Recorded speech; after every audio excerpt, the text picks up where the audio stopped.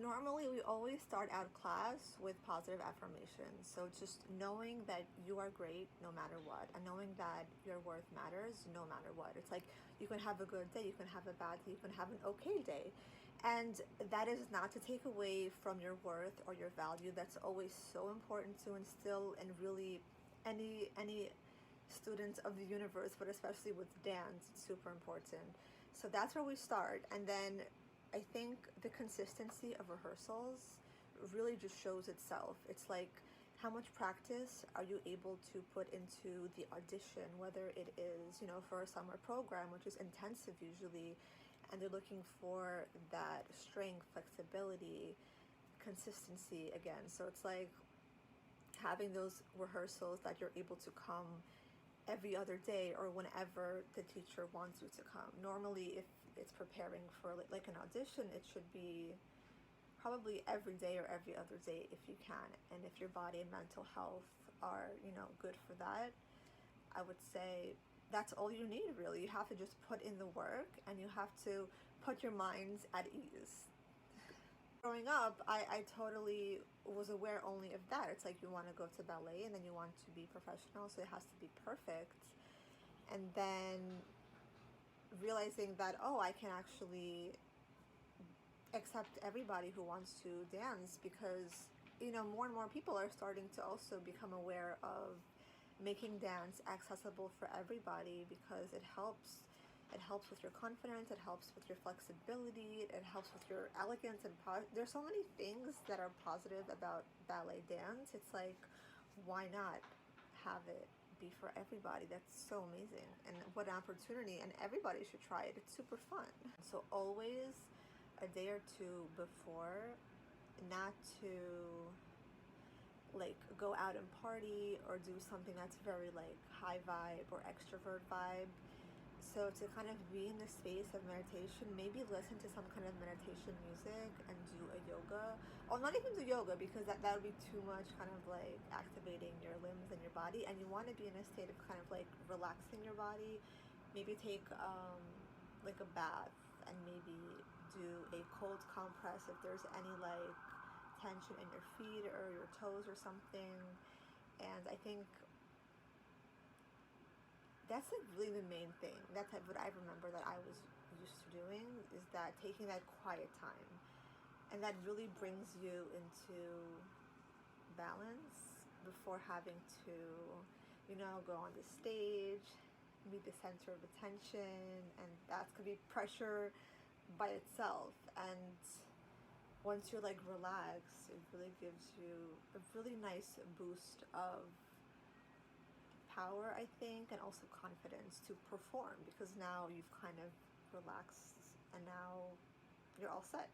Went through my whole journey of like discovering my inner child and connecting with that aspect. When I was writing articles, 100% I was connecting with like chakras, figuring out my inner child and the wounds that we carry, whether it's like from traumas or from betrayal, all these different experiences we go through. 100% yes. And then for my students, not so much for the younger kids, because they are kind of already embodied in their inner child. That is their inner child in play, in action, in movement, in dance. But for teens, yes. For teens, that's where we have the mindfulness guidebook for the kids, for the younger kids. And then for the older kids, the teens, we have it's like a mindfulness inner child's book. So it's also with mindfulness affirmations, but also to help them reconnect to their inner child that is so excited and joyful and present. Because I think teenagers have a tough time. Their bodies are changing.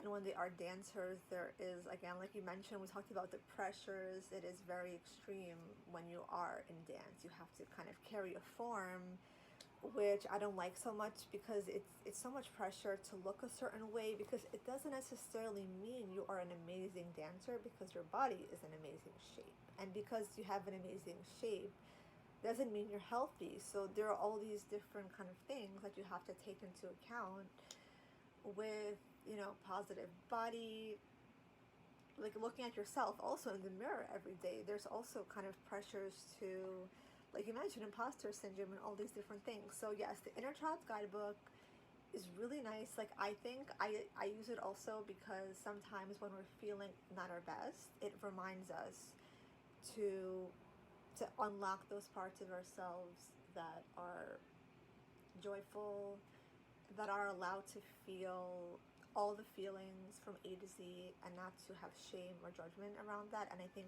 teens sometimes feel uptight and they want to be perfect and they don't want to have negative feelings and emotions. But that's when they have it the most because that age is change and hormones, and that's when they need guidance too, whether it is from a dance teacher or a mental health coach.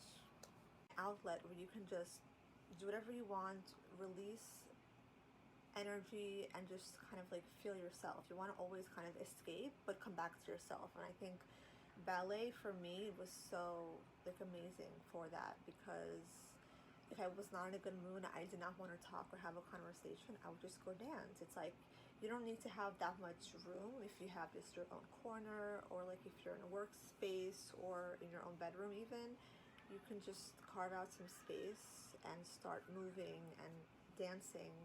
And it's like it's a feeling that connects your mind, body, and spirit kind of in unison.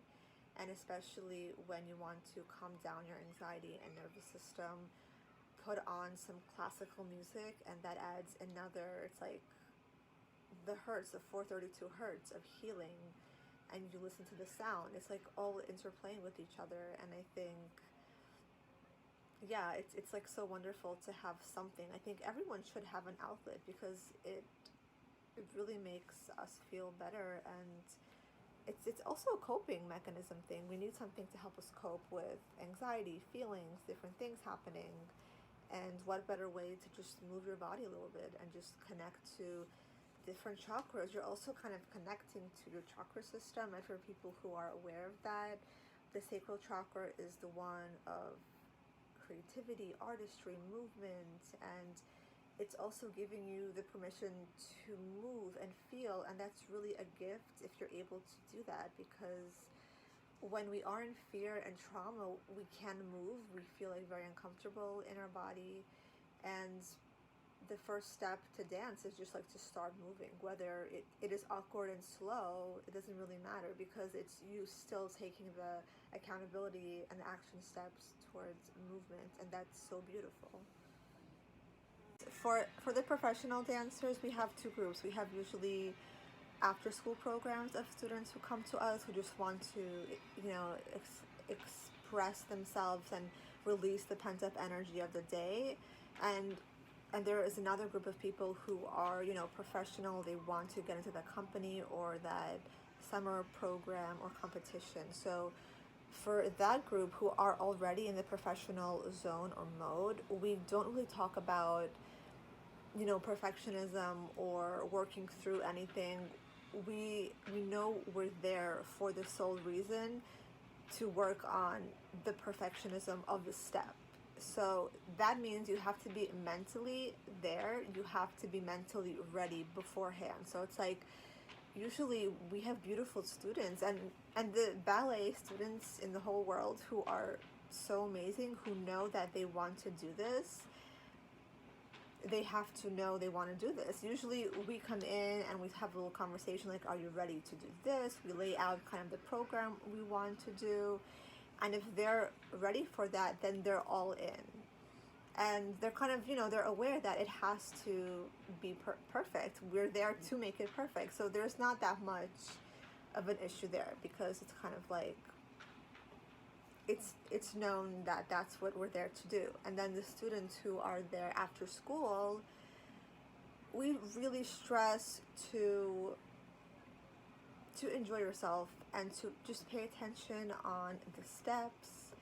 And if you have any questions that you want to work on something, or if you don't understand something, or if you think you want more help on improvement, we're always there for you. So it's not too much of an issue about perfectionism, because I think kids and teens, they already have so much on themselves, and they're kind of becoming aware that once you enter class, you just have to be present and do your best. And I think if as a teacher you're putting that out there into your studio, into your classrooms, then the kids will be so grateful and they'll have less pressure because you're telling them, you know, we're here to work and we're here to do our best and to take the pressure off as best as you can.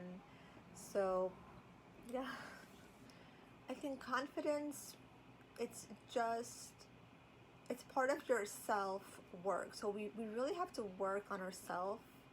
And whether you are a student or a teacher, I think that goes without saying. You always have to work on yourself. So to help kids with confidence, it's important to put them in a place where they have the ability to showcase their work. So sometimes we have auditions for different roles where you become the main role, like you are the Clara in the Nutcracker, you're the princess, and sometimes you are just in the background, you're part of a party scene, or you're part of the kids or adults in the party scene. So there's different roles, and I think when kids don't get the role they want, that takes a toll on their confidence, and that happens with everywhere. You know, when you apply for a job and you don't get that job, it affects your confidence because, you know, we want to do a good job, we want to feel confident, and when that happens, you have to reassess. So I always like to take students and give them the opportunity to do the role that is the best role. So it's like every kid, every student has that opportunity. So in class, we may be rehearsing for the Nutcracker for Clara, and I will give that role to each of the girls, and for the prince, each of the boys during a session, during a variation class. So they can see, you know, like this is part of the most beautiful role that people imagine to dance, and to see how their confidence shifts. And it really is interesting because it really boosts their confidence in so many ways, and oftentimes this is the boost that they need to potentially get that role in the next season of Nutcracker. So I think giving the students the benefit of the doubt and putting them in those positions will help their confidence skyrocket. When you're coming into your studio, you're having like a shift in everything. Every time I walk into the studio, I feel completely different because I feel like I'm kind of walking into like a magical portal of like artistry and grace and beauty, because I know what I'm there to do. It's like you have this mind shift where you're prepared to test yourself in a way every single day with new skill, whether you are working on something that is like a pirouette or a forte, those challenging, we call it like tricks on stage. But when you're in the studio, this is kind of like your safe space, and you're trying out all these different kinds of variations, and you have a mirror in front of you, so you're trying to perfect it as well. And sometimes we have teachers just, you know, standing on the side when they're before class, so they're able to guide you also and kind of help you with your arms or different body like posture, to help with your posture, to make the turn smoother or sharper, whatever the step may be.